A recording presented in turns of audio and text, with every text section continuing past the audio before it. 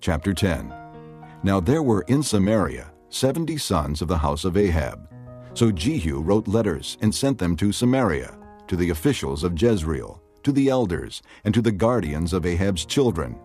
He said, As soon as this letter reaches you, since your master's sons are with you and you have chariots and horses, a fortified city and weapons, choose the best and most worthy of your master's sons and set him on his father's throne. Then fight for your master's house.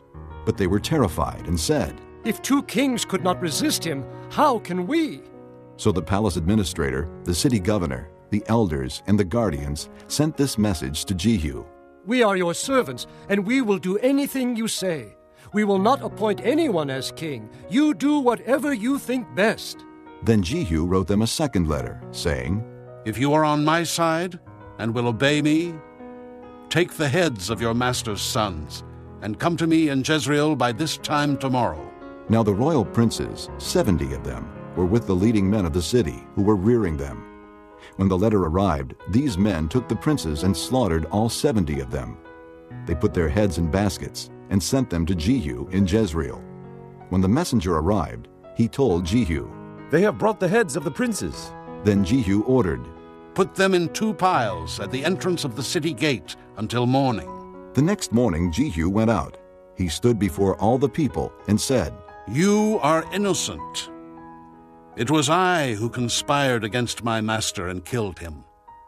But who killed all these?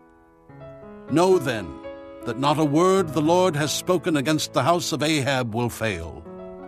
The Lord has done what he promised through his servant Elijah.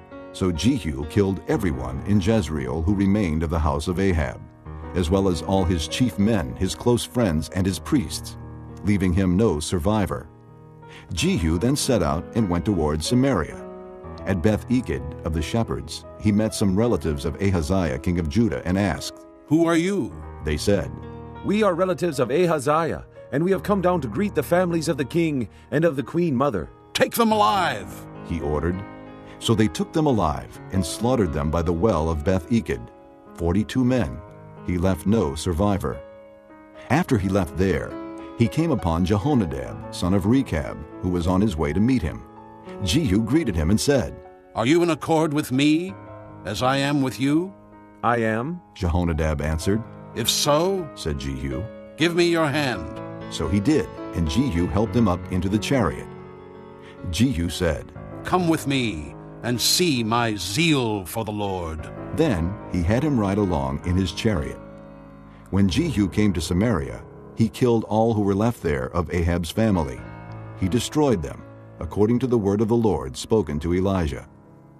Then Jehu brought all the people together and said to them, Ahab served Baal a little. Jehu will serve him much. Now summon all the prophets of Baal, all his ministers and all his priests. See that no one is missing, because I am going to hold a great sacrifice for Baal. Anyone who fails to come will no longer live. But Jehu was acting deceptively in order to destroy the ministers of Baal. Jehu said, Call an assembly in honor of Baal. So they proclaimed it. Then he sent word throughout Israel, and all the ministers of Baal came. Not one stayed away. They crowded into the temple of Baal until it was full from one end to the other. And Jehu said to the keeper of the wardrobe, Bring robes for all the ministers of Baal. So he brought out robes for them.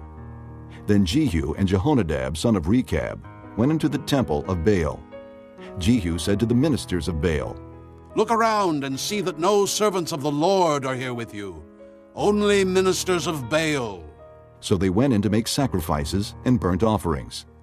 Now Jehu had posted 80 men outside with this warning, If one of you lets any of the men I am placing in your hands escape, it will be your life for his life. As soon as Jehu had finished making the burnt offering, he ordered the guards and officers, Go in and kill them. Let no one escape. So they cut them down with the sword. The guards and officers threw the bodies out and then entered the inner shrine of the temple of Baal.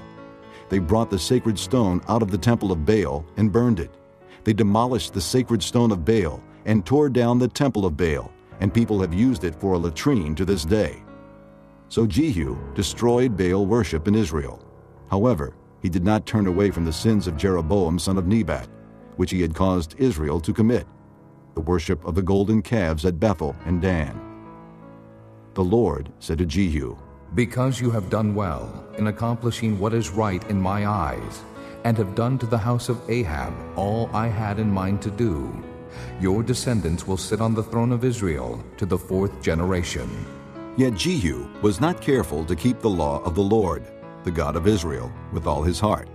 He did not turn away from the sins of Jeroboam, which he had caused Israel to commit. In those days, the Lord began to reduce the size of Israel. Hazael overpowered the Israelites throughout their territory east of the Jordan in all the land of Gilead, the region of Gad, Reuben, and Manasseh, from Aroer by the Arnon Gorge through Gilead to Bashan. As for the other events of Jehu's reign, all he did, and all his achievements, are they not written in the book of the annals of the kings of Israel? Jehu rested with his fathers and was buried in Samaria, and Jehoahaz, his son, succeeded him as king. The time that Jehu reigned over Israel in Samaria was 28 years.